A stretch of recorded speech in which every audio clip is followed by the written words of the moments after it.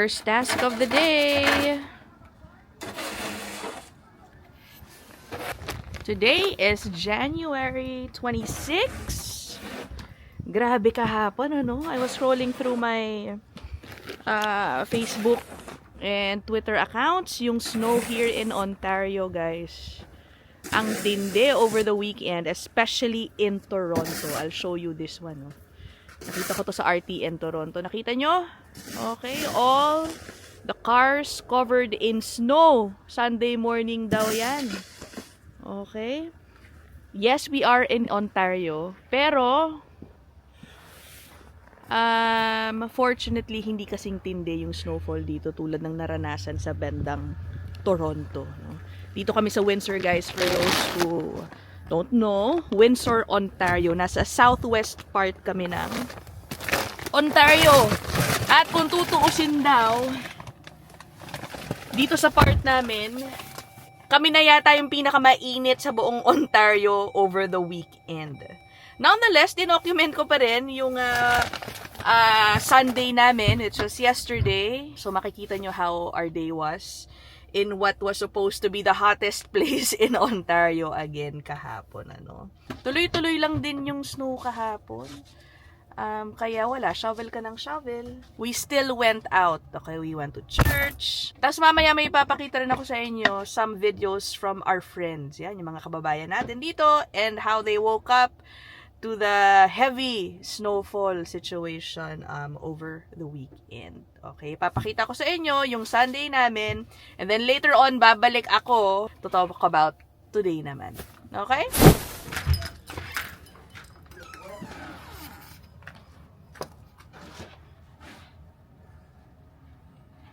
Oh man, the weather is -11, feels like -18. Here we go. You wanna go inside now? We get back. Go.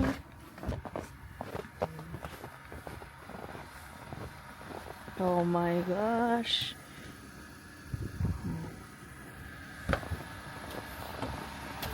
Hey babe. Hi. This might be the most snow of the year. Uh-huh. Oh my gosh. Sorry.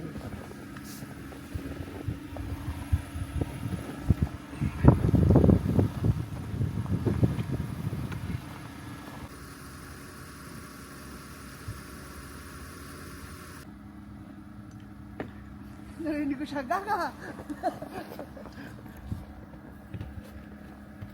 Okay, okay. Hey Luna. What do you think of the snow today? Good.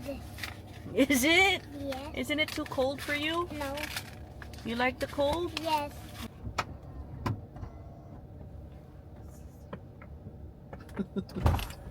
Oh, Winter Wonderland. And of course, buti na lang, our seats have heaters. Ano babe?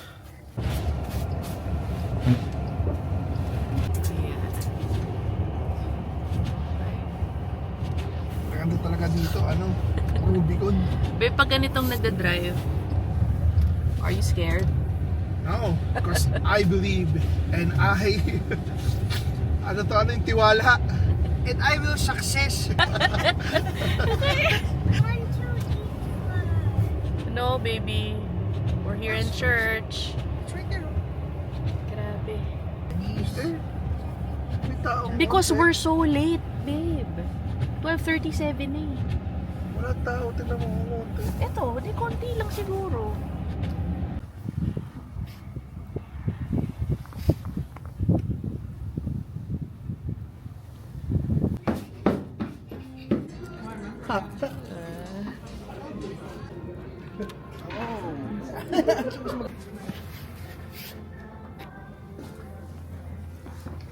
Woohoo! No change. Tignan, sa pag oras na bol. Tanggabol eh.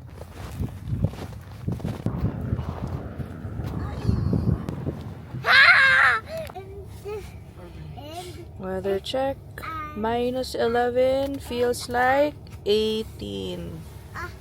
Okay. Luna, are you okay? Yes. Can we still go to the grocery just for a while? No, I want to go to babysit in the house. He will in the grocery. He will babysit you there. No, I want in the house. Ay.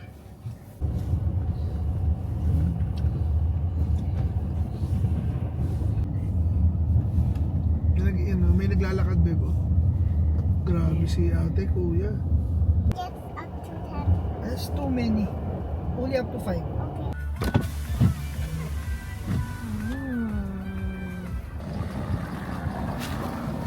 Mama, what's the best you? Yeah?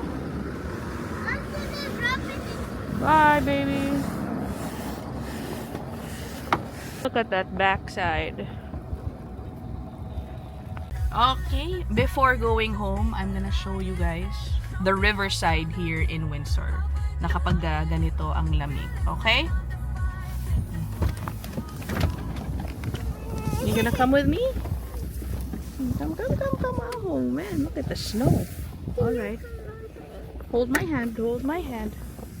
Come on. Oh, man, look at that, guys. Oh, wow. Let's see. Come here. Grabe, oh. That's Detroit, but napakalabo. Hmm? Where's the flag? The flag here. Oh, this one. There you go. Why is it the only one not frozen? I know. What a good observation, baby. Why, Mama? I don't know. I don't know, but you're right. It's not frozen. See? Okay, come. Be careful. Oh my gosh, look at that. Look at that. Oh. Look. What? Look at my foot. Oh. Okay. Oh my gosh. Oh my gosh. Oh. Ah. Look. There's so much snow. Okay, guys. What happened to the water? It's frozen. My face! You can't come out here No? na hindi ka naka-boots because the ice, the snow will go inside your boots. Okay, guys, look at this. Wow. Frozen. Wow. Frozen Detroit River. Oh, wow. No!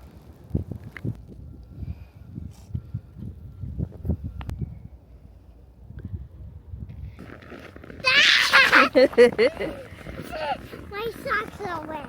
Your socks are wet. Okay, let's go. I'll go back to the car. Go to the car. We're home.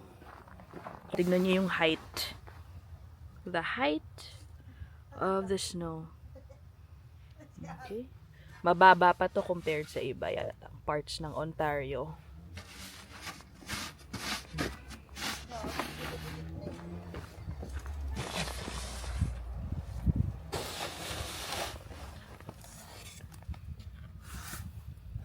Okay, oh, I'm back. Oh, ang bilis, 'di ba? O si JJ, tingnan niyo. Naglilinis ulit. Okay, tatanggal ng yellow sa aming windshield because we are gonna do another quick grocery run. Okay. Meron kasi mga bagay na wala dun sa Asian grocery, no? Punta kami ng Walmart ngayon.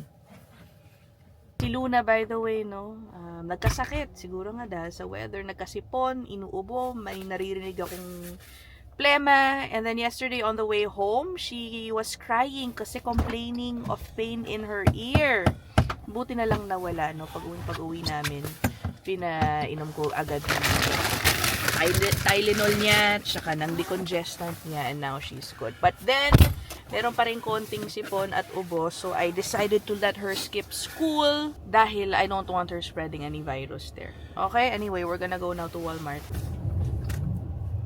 Tingnan nyo guys, oh, parang hindi dumadaan yung Yung Flower. city na yung nagpa-plow dapat nitong snow. Hindi ba meron, pero Dumaan na ba? Tingnan. may manipis pang naiiwas. Siguro, anong oras tumigil yung snow? Mga 7:38?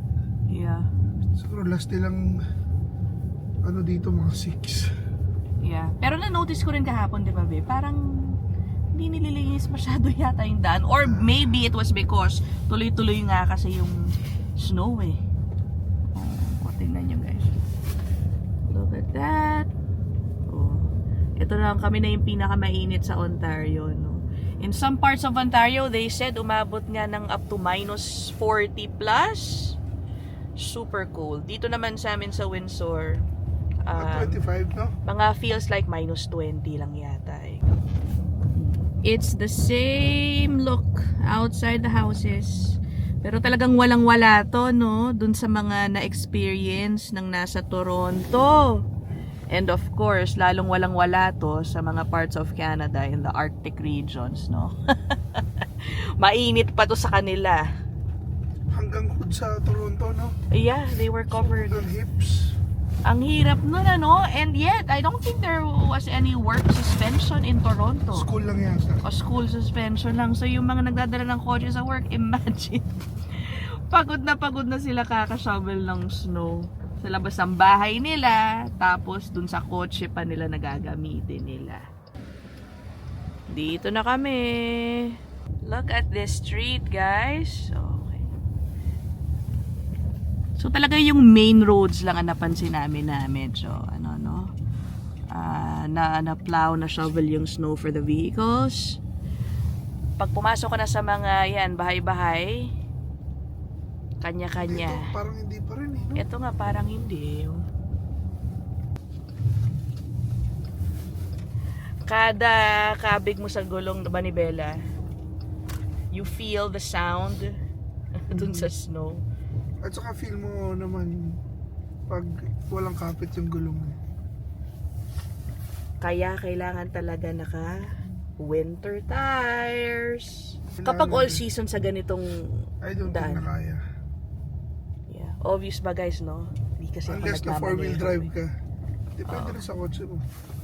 Saka, kaya ka nag-winter tires because it saves you from insurance. Sa insurance. Nasa North Pole tayo eh, no? Isipin mo yung mga nasa Nunavut, yung ganyan. Shout out kay kaibigan natin si Jojo, nandyan sa Nunavut. Siguro pag pinapanood niya tayo, o yung mga nandun sa bandang ano pa ba, Yellowknife, ganyan, Yukon. Sabi nila, ano ba tong mga nasa Ontario, no? Walang-wala naman yan sa amin. Ano daw? Araw-araw namin. We're home! Ito pala guys yung deck namin, no? Tignan nyo. Lumalim din. So, my brother-in-law is throwing out the trash. Jackie, lakad ka dito para makita natin. Ako, sorry. Okay lang. Para makita yung lalim, tapa ka dito. Look at that. Ayan. Pero, this Ano? is accumulated More than ankle, no? ankle. Ito pa, tol. Last. Accumulated Okay na. ng mga Last two. 2 days. Yeah. Or 3 pala. 3 days to 3 days. Ayan o. Tignan nyo yung mga upuan. Taas din. Tignan nyo itong si bulinggit ko. Nakikisama doon. Magsha-shovel din daw siya. Oh my God, Luna. Yeah. Okay. That's our neighbors. Ikaw talaga. You can join. Just be quiet. Okay, so ngayon, I got some videos from our friends in Ontario. Just, ma-share nila para makita natin yung mga nangyari naman sa bahay nila, no? Si Tito Bob and Tita Carmen, this is in Markham. Okay? Guys, take note, seniors na sila, no? Sila lang yung nandun sa bahay nila. So, it's a lot of work for them to clean this up. Look at this one. Oh my god. Look at the snow. Lubog. Hindi kaya ng snowblower natin. Look at our neighbor. Okay, the snow's still going. Oh, that's Tito Bob. Hi, Tito Bob! Baka napanood yun na yung episode nila dito, no? Sila mag-asawa. Sabi nga ni Tito Bob, sayang daw, hindi lang niya nakunan. Because in Toronto, guys, parang there's a program wherein, I think you will just register. If the city knows that the homeowners are retirees na, mga seniors pala rather, mga senior, pupunta sila sa labas ng bahay mo to help out with plowing of the snow in front of your house, no? So, ayun. Pero hindi daw niya nakunan. And then, we have from Ali and Mary Ann Paras, pictures sa kanilang backyard. Sa Scarborough, Ontario naman sila, no? Scarborough, Toronto. Of course, pati yung kotse niya, ayun, no? Sa may kaliwa. Oh, tabunan din ng snow. Ayan, punta naman tayo dito sa Windsor. Okay, ito video from our friend si Dave. Dave Pangilinan, no? Tingnan nyo. Sa backyard din niya, oh. Dami rin, ano?